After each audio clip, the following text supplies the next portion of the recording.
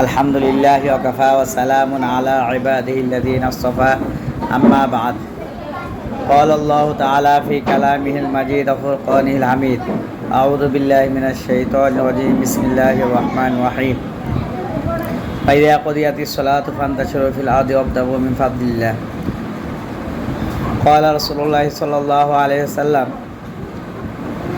আল্লাহুম্মা ইন্নী আসআলুকা মিন ফাদলিক আকামা ক্বালা আলাইহিস সালাতু ওয়াসসালাম।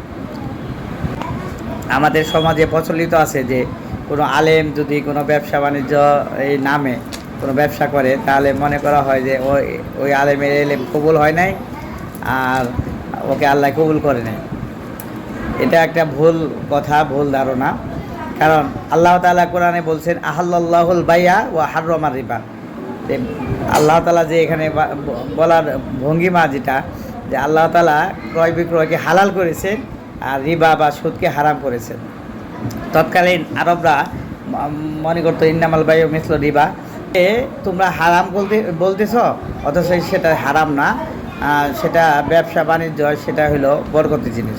রাসূলুল্লাহ সাল্লাল্লাহু আলাইহি ওয়াসাল্লামের সুসংবাদ আত-তাজিরুস সাদিকুল আমিন মান নাবিয়্যিন ওয়া সিদ্দিকিন ওয়া শুহাদাই ওয়াস সালিহিন, সত্যতা এবং আমানতদারের সাথে ব্যবসা করে এই সমস্ত ব্যবসায়ীরা কাল কিয়ামতের দিন নবী রাসূলগণ শুহাদা সালেহিনদের সাথে জান্নাতে থাকবেন। সুবহানাল্লাহ। এটা তো মূলত উলাইকাল্লাযীনা আনআমাল্লাহু আলাইহিম মিনান নাবিয়্যিন ওয়াস সিদ্দিকিন ওয়াস শুহাদাই ওয়াস সালিহিন, চারটা মুনআম আলাইহি চারটা দল আছে যারা দুনিয়াতেই জান্নাতের সুসংবাদ প্রাপ্ত, তাদের সাথেই এই ব্যবসায়ী জান্নাতে যাবে। সুবহানাল্লাহ। আর যে কোনো টাকা পয়সার যে বরকত এর মধ্যে ব্যবসা বাণিজ্যের মধ্যে 70% নিহিত রয়েছে, বাকি অন্যান্য কাজের মধ্যে 30% নিহিত হয়েছে। এজন্য ব্যবসা যদি সতের সাথে করা হয় অবশ্যই এটা নেকির এবং সওয়াবের কাজ, এটা নিন্দনীয় নয়। আর এটা কিভাবে সম্ভব? হাজার হাজার আলেম ফারিগ হচ্ছে, সবাই তো আর মসজিদ মাদ্রাসা নিয়ে কাজ করার সুযোগ নাই, অন্যান্য ব্যবসা বাণিজ্যও করবে, এটাই তো নিয়ম।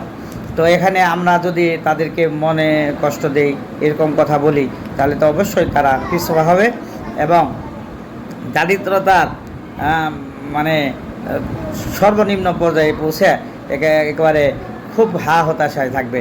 রাসূলুল্লাহ সাল্লাল্লাহু আলাইহি ওয়াসাল্লাম বলছেন কাদাল ফাকরা ইয়াকুনা কুফরান, দারিদ্রতা মানুষকে কুফরি পর্যন্ত পৌঁছে দেয়। কাম আলিমান তারযুকুহু জিন্দিকা, এই টাকা পয়সার কারণে অনেক বড় বড় আলেমরাও দেখা জিন্দিক হয়ে গেছে। কাজেতেই একজন মানুষ হতাশায় ভোগার চাইতে বা কোনো পেরেশানিতে থাকার চাইতে বা কুফরি পর্যন্ত পৌঁছে দেয় এরকম কোনো খারাপ কাজ করা অবশ্যই ব্যবসা করাটা প্রশংসনীয়, নিন্দনীয় নয়। রাসূলুল্লাহ সাল্লাল্লাহু আলাইহি ওয়াসাল্লাম যে হাদিস এবং কোরআনে ফজল শব্দ ব্যবহার হয়েছে, ফজলুন অর্থটা মাল অর্থেই মুফাসসিরিন কেরাম বেশি ব্যাখ্যা করেছেন। যেরকম সূরা জুমার মধ্যে ইযা কুদিয়াতিস সালাতু ফান্তাশিরু ফিল আরদি, যখন নামাজ কাজ শেষ হয়ে যায়, আদায় হয়ে যায়, ফান্তাশিরু ফিল আরদি, তোমরা ব্যবসায়ের জন্য জমিনে লেগে পড়ো, ওয়াবতাগু মিন ফাদলিল্লাহ, আল্লাহর ফজল, করম, অনুগ্রহ এবং ধন সম্পদ তালাশ করো।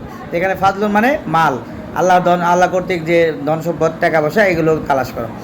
আর এটার ব্যাখ্যা হিসেবে রাসূল সাল্লাল্লাহু আলাইহি ওয়াসাল্লাম মসজিদের থেকে বের হওয়ার যে দোয়াটা আমরা পড়ি যে আল্লাহুম্মা ইন্নী আসআলুকা মিন ফাদলিক, আল্লাহ এখন তো তোমার ডিউটি নামাজ পালন হইলো, ইবাদত হইলো, ইবাদতের পরে এখন আমি তোমার ফজল টাকা পয়সা চাই, আমার রিজিক চাই।